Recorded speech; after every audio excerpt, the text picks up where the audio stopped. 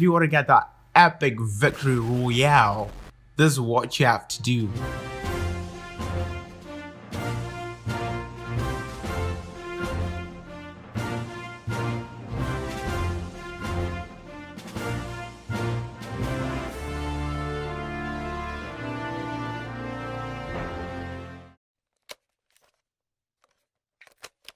Are you tired of listening to your friends each and every time you play PES 2019? Welcome to your favorite channel and your favorite show, and this is a show which is going to make you from the worst to the best. This is a show that's going to make you win all your myclub matches from today onwards. Be the ultimate boss and whip all your friends whenever you're playing Pro Evolution Soccer 2019. So let's just jump into it. You want to be a boss already? I know you can't wait. I know you're itching to be the boss. Information at hand. Today is a very special day, and it's a bit sad on my part because it's the day that I get to unleash my secret weapon. Because today I decided to finally talk about the formation of my liking, my favorite formation. So this video comes from my heart, and in this video basically I'm going to show you my favorite formation and what I use to beat so many people, what I use to annihilate your favorite PES player or even yourself if you didn't use this formation before. So the formation at hand is the 3-3-2-2 formation, or I would like to call it the 3-5-2 formation, but the game calls it the 3-3-2-2 formation. So basically what the formation is made out of 3 parts, and basically the formation mainly relies on fluid formation. If you want to be able to use this formation, you should be able to use fluid formation. And the first thing you have to do if you want to turn on this formation is you go down at the preset tactics, you go down and you turn fluid formation on.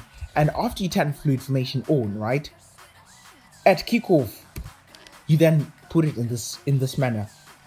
So at kickoff it's in this manner whereby we've got a defender.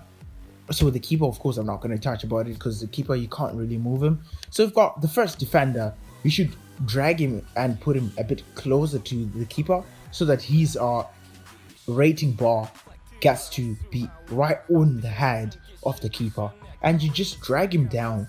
And then the other 2 defenders, Jones and Smalling in this case, you put them a bit up, but just make sure that the central defender is the one that you drag a bit downwards, and the other 2 defenders, you just leave them in their normal position or just push them upwards depending on how much further up the pitch you want them to be.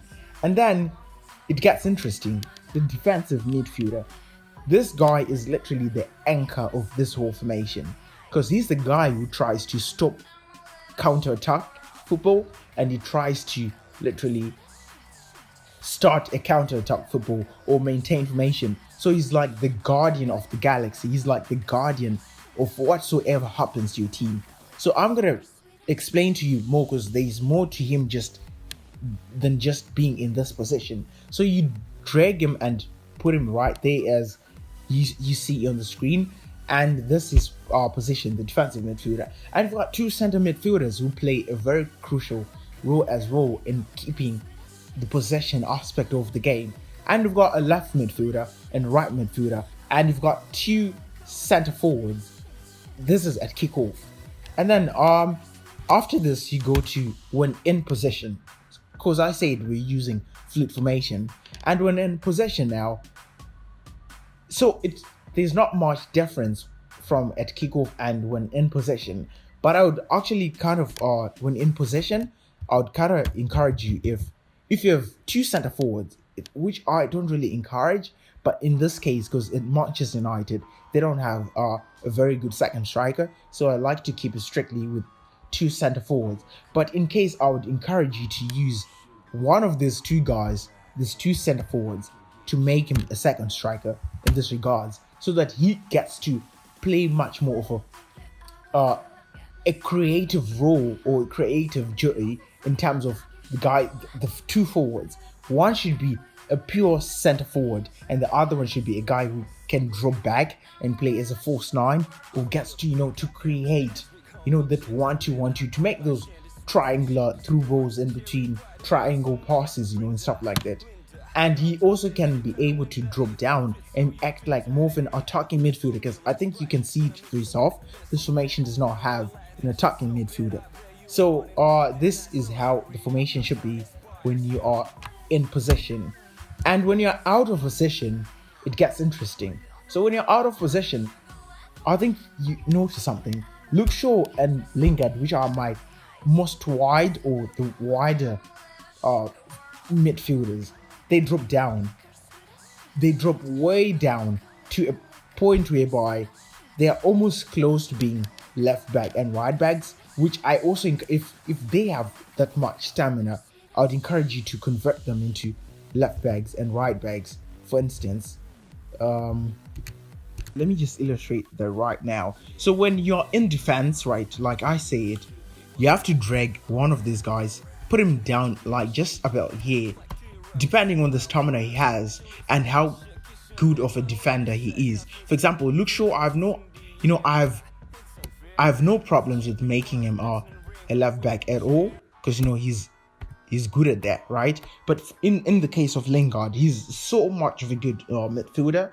But I don't really like it when he becomes a left back, because it means that he's going to have to play more of defensive duties, much more of that much of a defender when you're out of position, to an extent that you might even find him inside the 18 area trying to defend crosses and stuff like that, or trying to make challenges in which he can't. So I like to keep him as a midfielder, but just drop him down below. And with Luke Shaw, if you want to drop him down like this, it's alright, because his stamina is very good and is just phenomenal. But it's always good to just, I don't know, it all depends now. But I can still keep him as a midfielder since I play him as a midfielder. So disclaimer, these two guys, the wide midfielders, they have to have very good stamina, because these guys, when your team is in possession, they overlap, they join the attack to supply the through balls, to supply the crosses, to even score.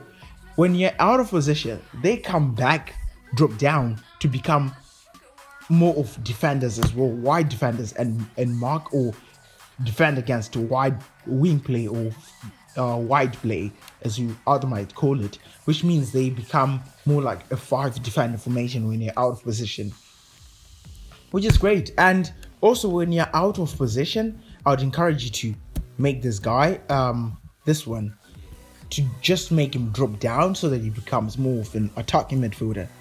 And now we're going to the tactical part. So the tactics, I really change, tactics are, I just change the formation, but I really change the tactics.